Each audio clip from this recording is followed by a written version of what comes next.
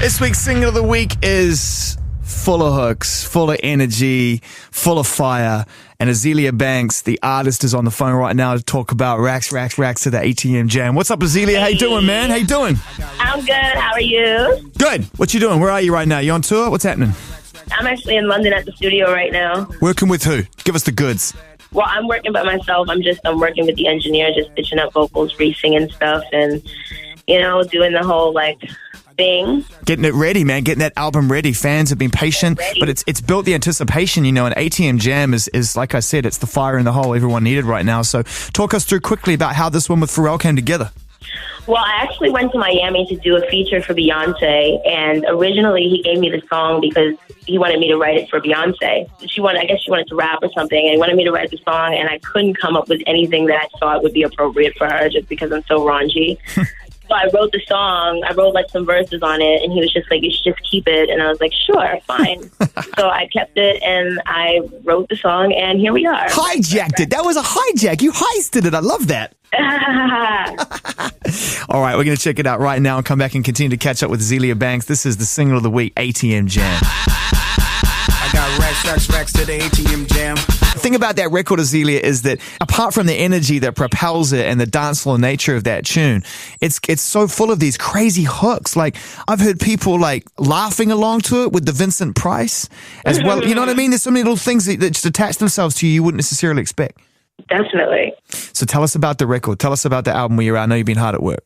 So, I've been working on a debut album since I was 17 and signed to XL Recordings, and just because fame came at me so fast, I just felt like I always had to keep releasing stuff. So a lot of the songs that you've heard from me were album cuts. So essentially 1991 EP was supposed to be the album, and Fantasy was supposed to be the album. Mm-hmm. And, now I'm back, and now my sound is a lot more mature. I've got better taste in music. I'm finding new beats, new producers and stuff. So right now I'm very, very close to being finished with the album. Great. Right now we're just mixing everything down, stitching everything up, re-singing parts, and trying to get features in and stuff like that. So yeah, we're just getting it all ready, and it's going to be great. I got a lot of the underground UK scene on there, and a lot of singing, a lot of vocals, a lot of maturity. I've matured a bunch since I've been, obviously 2 and 2 and stuff. So lots of love songs, not lots of love songs, but lots of pensive songs, great. Rather.